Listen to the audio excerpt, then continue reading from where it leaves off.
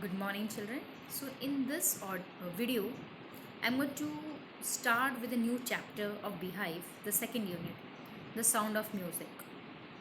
And in this unit, you have two chapters, Evelyn Glennie and Bismillah Khan.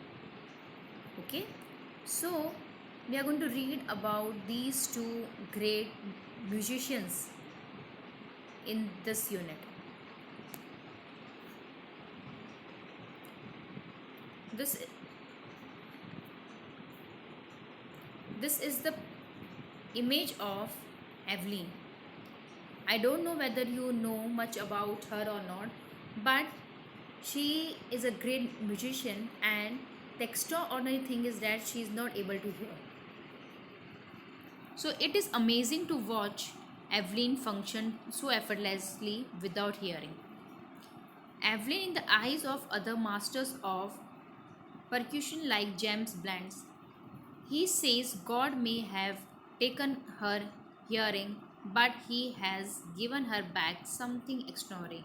So, even her master says that really, if God has taken one ability, the one thing that is her hearing, okay, but then also God has given her something great, something extraordinary. What we hear, she feels. So we hear the music, but she feels the music. Okay, she feels the music or the vibration of the music far more deeply than any of us. That is why she expresses music so beautifully, and that's why she expresses the music so beautifully. So in this chapter, this is the part 1. Okay, children. Evelyn Glennie listens to sound without hearing it. Before you read, God may have taken her hearing, but He has given back her something extraordinary. What we hear, she feels far more deeply than any of us. That is why she expresses music so beautiful. This has been spoken by her master. Read the following account of a person who fought against a physical disability and made her life a success story. So she had just fight, she didn't accept it, her disability. Okay, she didn't cry, she didn't grumble on it. In fact, she fought for it, and she had just achieved, or she had just win with the flying colors. Rush hour crowds jostle for position on the underground train platform. So there was a very much crowd in the underground train platform. A slight girl looking younger than her 17 years was nervous yet excited as she felt the vibrations of the approaching train. So, a slight girl means small and very thin girl, looking younger than 17 means she was not looking as she is 17 years old. Was very much nervous, but she was excited also, as as she felt the vibration of the approaching means coming near. As she heard that the train was just coming near, okay, as she felt, she didn't hear, sorry, she felt the vibration. She was not able to hear, but she felt the vibration that the train is approaching.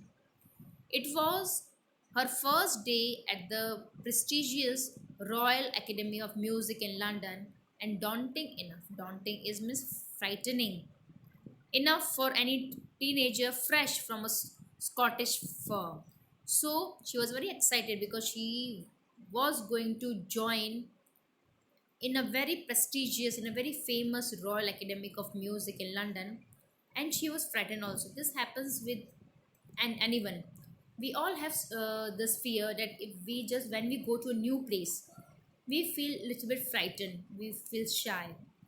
Okay, the same thing. She was very ordinary girl, so same thing had happened with her also. But this aspiring musician faced a bigger challenge than most. She was profoundly deaf. But this was a great challenge for her because she was completely deaf. Evelyn Glennie's loss of hearing had been gradual. Her mother remembers noticing something was wrong when the 8-year-old Evelyn was waiting to play the piano.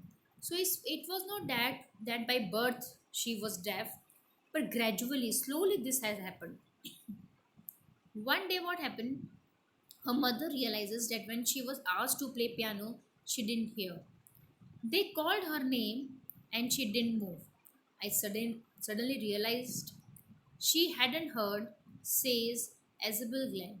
So her mother, she just realized that when she was called again and again, but she didn't move. At that time, she realized that yes, something is wrong with the child. For quite a while, Evelyn managed to conceal her growing deafness. So what happened? For quite some time, Evelyn just wanted to conceal. Conceal means to hide. She was also feeling very embarrassed that what the children will say about her. So she just managed to conceal. She managed to just hide her growing deafness from friends and teachers. But by the time she was 11, her marks had deteriorated. Deteriorated means coming down, becoming worse, coming down. So when she was 11 years old, her marks had deteriorated, and her had mistresses urged her parents to take her to a specialist. Okay, so what happened here? At that time, when she was 11 years old, at that time her marks had just become very deteriorated. It become very less, and that's why the headmistress, the principal, just told to take the child from the school. It was then discovered that her hearing was severely impaired as a result of gradual nerve damage. So at that time, when they are shown to specialists, at that time they come to know that her nervous system was gradually damaged, and that's why she had just lost this sense of hearing. They were advised that she should be fitted with hearing aids and sent to school for the deaf. So what she they advised that yes, she can continue to the school if the hearing aids and all these things were given to her, and but she can't go to the normal school. She has to go to the school for the deaf.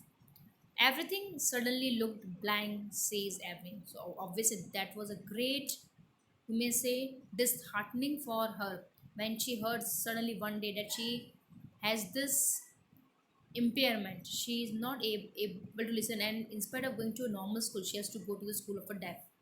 So everything seems to be black for her. But Evelyn was not going to give up, but she don't want to give up. She didn't give up.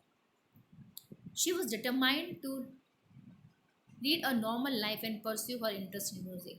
She was very much grit. She was determined that no, whatever may come, she's going to lead a very normal life and she will pursue her interest in music. One day, she noticed a girl playing a xylophone and decided that she wanted to play it too. So one day she just saw that a girl was playing xylophone and she decided that no, she also wants to play that xylophone. And most of the teachers discouraged her, but percussionist Ron Forbes spotted her potential. Most of the teachers just told no that she can't do it. But the one teacher, Ron Forbes, just he come to know, he spotted her potential, and he was ready to teach this girl. He began by tuning two large drums to different notes. So he began by tuning two large. So he just took the two large drums with the different notes and he started teaching. Don't listen through your ears, he would say. Try to listen it some other way. So what he told Evelyn that don't listen through ears. You have to listen to the music through some other way. It can be anything.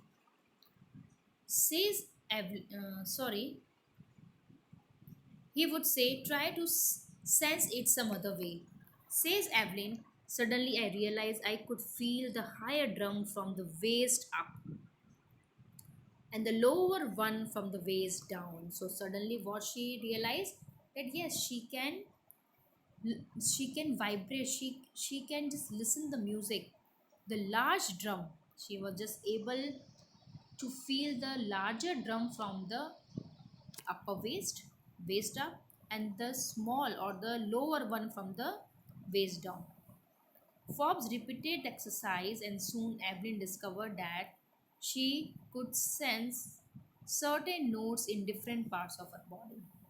So, Forbes just repeated the exercise, and Evelyn discovered that yes, she can feel the music instead of hearing, she can feel the music, okay, in certain notes of the music in different parts of her body. I had learned to open my mind and body to sounds and vibration. The rest was sheer determination and hard work. So she started learning. She has opened her mind and her body to listen to, sense that music, and rest was her determination and hard work. She never looked back from that point onwards. She she toured the United Kingdom with the youth orchestra, and by the time she was 16, she had decided to make music her life. Afterwards, she has never looked back. She just toured the United Kingdom with the youth orchestra, and when she was just 16 years old, she had decided to make music her life or to make career in music. She auditioned for the Royal Academy of Music and scored one of the highest marks in the history of the academy. So not only this much, but she had just auditioned herself in one of the famous prestigious Royal Academy of Music, and she scored the highest, but she has made a remarkable history there by scoring highest marks. She gradually moved from orchestral work to solo performance. So from working in a group, she just moved to do the solo performance. At the end of her 3-year course, she had captured most of the top of awards. And for all this, Evelyn won't accept any hint of heroic achievement. If you work hard and know where you are going, you will get there. And she got right to the top, the world's most sought after multi percussionist with a mastery of some thousand instruments and hectic international schedule. It is intriguing to watch Evelyn function so effortlessly without hearing. In our 2 hour discussion, she never missed a word. So, what happened? She says that she has not achieved any heroic, okay? She has not achieved in a one day. She just said that yes, if you work hard and if you're determined, okay, you can overcome any problem. And she got right to the top, the world's most sought after multi percussionist with a mastery of some thousand instruments. So she has become the master not only in xylophone and all this thing, but around you say some thousand instruments and hectic international schedule. Okay, so though she was not able to hear, but with the determination and obviously with the help of her teacher, she has achieved a lot. So in this video, this much we will continue in the second video. It's a humble request to you children, please go through the chapter once again. Whenever we have live class, we are going to discuss about it. Okay, thank you.